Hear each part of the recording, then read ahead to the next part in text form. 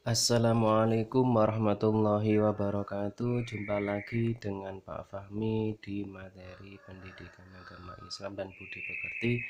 Pembelajaran 2, iman kepada Allah dan Rasulnya. Subtema iman kepada Rasul Allah. Pelajaran kelas 4 SD Islamic Global School. Semoga kalian hari ini tetap dalam keadaan sehat walafiat dan mendapatkan keberkahan di bulan Muharram, serta dilindungi keluarganya dimanapun berada. Amin Allahumma amin.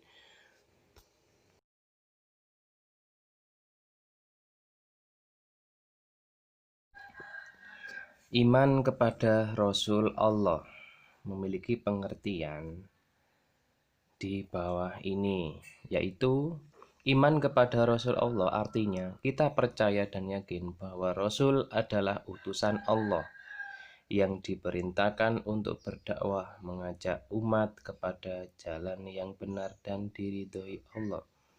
Ingat, tidak semua nabi itu menjadi rasul. Dari 25 nabi yang wajib kita imani, itu hanya sebagian saja menjadi seorang rasul untuk berdakwah kepada umatnya. Jadi ada perbedaan antara nabi dan rasul.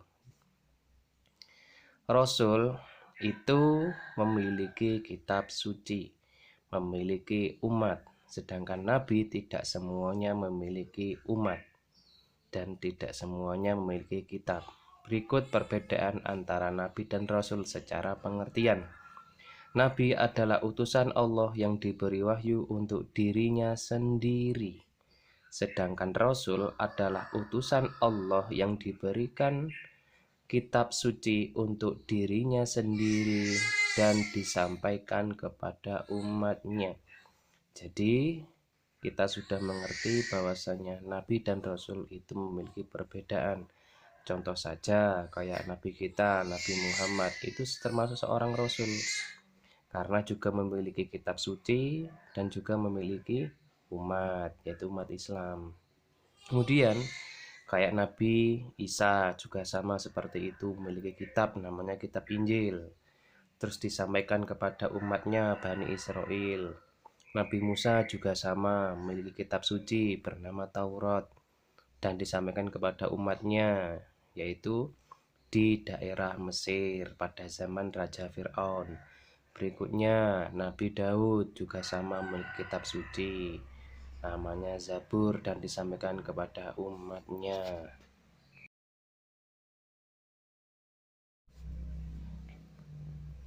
Berikut jumlah nabi dan rasul yang wajib diimani oleh orang Islam.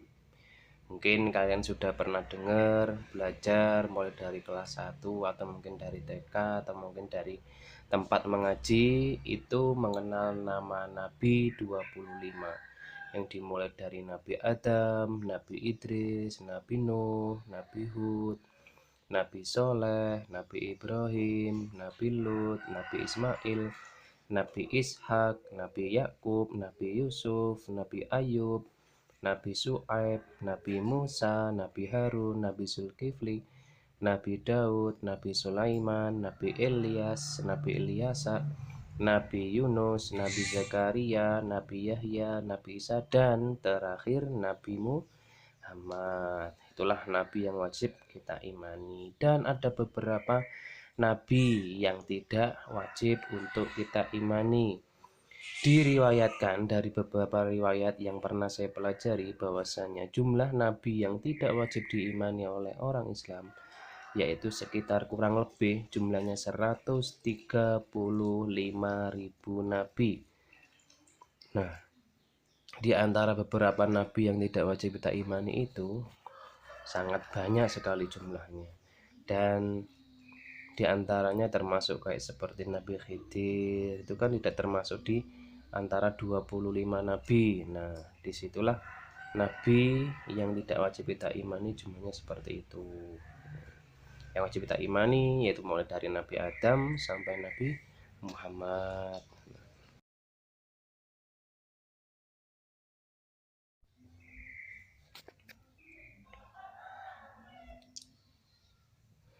Berikutnya, Nabi dan Rasul yang termasuk ulul azmi. Nah, kita akan mengetahui beberapa nama nabi yang termasuk ulul azmi. Ingat, ulul azmi itu adalah gelar yang diberikan Allah tidak kepada semua nabi yang wajib kita imani berjumlah 25. Nih pengertiannya. Rasul ulul azmi adalah utusan Allah yang diberikan kesabaran dan ketabahan luar biasa oleh Allah dalam berdakwah mengajak umat kepada jalan kebenaran. Ingat, sangat besar sekali ujian yang Allah berikan kepada Rasul ulul azmi. Ada 5 di antara Rasul yang termasuk ulul azmi. Nanti kita akan mengetahui. Di sini umatnya itu berbagai macam. Cara Allah menguji melalui umatnya, bahkan keluarganya sendiri. Seperti yang pertama, Nabi Nuh alaihissalam itu diuji oleh Allah. Anaknya sendiri yang bernama Kan'an itu tidak mau beriman kepada Allah. Bahkan istrinya pun juga sama, diriwayatkan tidak mau beriman kepada Allah. Akhirnya ketika Nabi Nuh dan umatnya sudah naik di atas bahtera untuk menghindari banjir bandang, beliau tidak bersama keluarganya, melainkan bersama dengan umatnya yang mau beriman kepada Allah. Kedua, Nabi Ibrahim alaihissalam juga sama, diuji oleh Allah melalui keluarganya sendiri, yaitu ketika Nabi Ibrahim kecil, bapaknya sendiri itu tidak beriman kepada Allah. Apa yang dilakukan oleh bapaknya Nabi Ibrahim? Membuat patung untuk dijual dan disembah oleh kaumnya. Di Nabi Ibrahim sendiri juga sama. Terus Nabi Ibrahim diuji oleh Allah melalui mimpi untuk menyembelih putranya bernama Nabi Ismail. Itu sangat berat sekali. Bagaimana mungkin seorang bapak harus menyembelih putra kandungnya sendiri? Tapi karena perintah Allah ya tetap dijalankan. Kemudian Nabi Ibrahim juga diuji oleh Allah melalui Raja Namrud, yaitu dengan cara dibakar hidup-hidup. Tapi alhamdulillah Nabi Ibrahim terselamatkan. Ketiga, Nabi Musa juga sama seperti itu. Nabi Musa itu juga sama diuji oleh Allah. Yang pertama, ketika Nabi Musa kecil, itu ditemukan oleh istrinya Raja Fir'aun bernama Siti Asiyah. Nah, istrinya Fir'aun ini sangat sayang kepada anak kecil.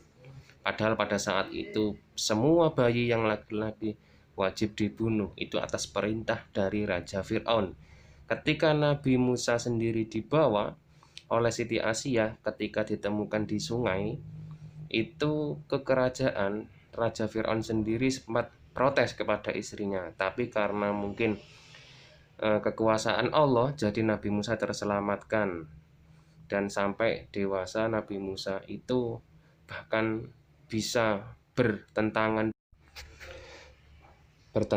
dengan bapak angkatnya sendiri, sampai Nabi Musa dikejar-kejar ke tengah di tepi pantai, bahkan sampai bisa menyeberang dengan cara membelah lautan. Itu Nabi Musa.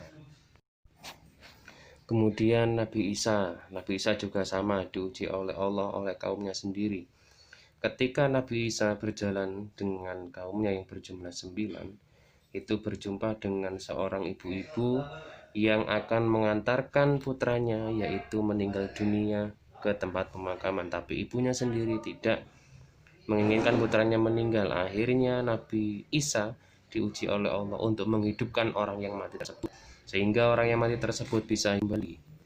Bahkan ketika bisa hidup kembali, Nabi Isa dikultuskan oleh mereka yang tidak beriman sebagai Tuhan. Bahkan Nabi Isa dikejar-kejar oleh pasukan Romawi dan akan dijadikan sebagai Tuhan mereka. Akhirnya Allah menyelamatkan Nabi Isa, dibawa ke langit, dan sahabatnya sendiri yang bernama Yudas Iskariot diuji oleh Allah dengan cara apa? Disamakan wajahnya seperti Nabi Isa. Akhirnya yang disalib oleh orang-orang Romawi yaitu sahabatnya sendiri bernama Yudas Iskariot. Yang kelima, Nabi Muhammad SAW. Nabi kita ini sangat-sangat banyak sekali ujiannya, yaitu dengan cara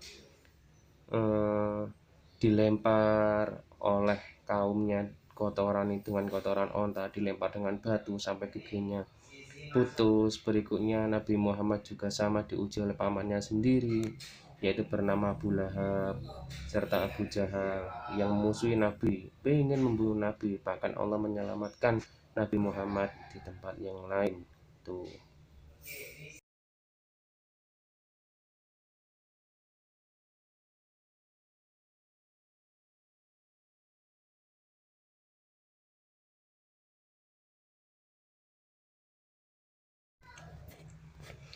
Berikut mukjizat-mukjizat Rasul Ulul Azmi, mulai dari yang pertama, yaitu Nabi yang tertua sendiri di antara Rasul Ulul Azmi, Nabi Nuh alaihissalam. Nabi Nuh itu memiliki mukjizat yang diberikan oleh Allah, membuat kapal besar yang dimana ketika itu digunakan untuk menyelamatkan umat dan beberapa hewan dari banjir bandang. Kemudian diberikan hidup usia panjang sekitar 950 tahun, selisih 50 tahun dengan Nabi Adam. Yang kedua, Nabi Ibrahim alaihissalam, mukjizatnya dibakar tidak mempan. Itu ketika Nabi Ibrahim bertentangan dengan Raja Namrud, akhirnya dibakar di tengah-tengah kaumnya dengan cara api yang sangat besar tapi tetap hidup. Kemudian membangun Ka'bah, itu diberikan mukjizatnya oleh Allah dengan cara bekerja bersama-sama dengan Nabi Ismail membangun Ka'bah yang sekarang menjadi kiblat umat Islam di seluruh dunia. Kemudian yang ketiga, sabar ketika diuji untuk menyembelih putranya, yaitu melalui mimpi. Perintah yang diberikan Allah kepada Nabi Ibrahim untuk menyembelih putranya sendiri itu sangat-sangat berat sekali. Tapi bagaimanapun itu adalah perintah yang wajib dijalankan oleh seorang nabi dan rasul. Ketiga, Nabi Musa alaihissalam memiliki mukjizat membelah lautan ketika dikejar-kejar Raja Fir'aun. Akhirnya bisa terselamatkan sampai ke negara seberang. Kemudian kitab Taurat yang dipelajari oleh kaum Bani Israel, itu termasuk mukjizat Nabi Musa ketika melawan kekejaman Raja Fir'aun, bapak angkatnya sendiri. Itu akhirnya Raja Fir'aun tenggelam di dasar lautan dan jasadnya masih diutuhkan oleh Allah hingga hari kiamat. Itu sebagai pelajaran bagi seluruh umat di dunia. 4. Nabi Isa, yaitu bisa berbicara ketika bayi, bisa menyembuhkan penyakit, bisa menghidupkan orang mati, hidup hingga hari kiamat. Berikutnya Nabi Muhammad SAW memiliki mukjizat yang sangat-sangat besar sekali, yaitu kitab suci Al-Quran, dibaca oleh seluruh umat Islam, bahkan dipelajari oleh seluruh umat di dunia. Membelah bulan, sela-sela jari mengeluarkan air, bisa mendengarkan tangisan orang di alam kubur, dan perjalanan Isra Mi'raj. Berikutnya kita akan mempelajari sifat wajib, mustahil, dan jaiz bagi Rasul atau Nabi. Nah, di sini Allah menganugerahi sifat wajib, mustahil, dan jaiz bagi Rasul. Ingat, yang pertama sifat wajib yaitu sifat sidik, artinya benar atau jujur. Kedua, amanah, dapat dipercaya. Ketiga, tabligh, bisa menyampaikan wahyu. Keempat, fatonah, artinya cerdas atau pintar. Nah, keempat sifat wajib ini dimiliki oleh semua nabi dan rasul. Dan ingat, rasul atau nabi itu berbeda dengan manusia biasa seperti kita. Kalau nabi tidak pernah berbohong dan selalu dapat dipercaya, bisa menyampaikan perintah Allah, dan cerdas, memiliki strategi ketika berdakwah, ketika dimanapun dia berada. Kemudian ada sifat mustahil. Nah, sifat mustahil ini tidak dimiliki oleh seorang nabi atau rasul, yaitu yang pertama sifat kadzib atau bohong, dusta, baik secara ucapan maupun perbuatan, tidak pernah berbohong. Dan kemudian khianat, tidak bisa dipercaya, tidak mungkin seorang nabi seperti itu. Kitman, menyembunyikan wahyu atau menyembunyikan ilmu, tidak akan pernah ada di dalam diri seorang nabi menyembunyikan wahyu Allah, dan wajib disampaikan kepada umat. Kemudian baladah atau bodoh, tidak dimiliki oleh seorang nabi dan rasul. Ketiga yaitu sifat jaiz, sifat yang maklum, ada di dalam diri seorang nabi, yaitu makan, minum, mandi, tidur, menikah, bekerja, dan sebagainya.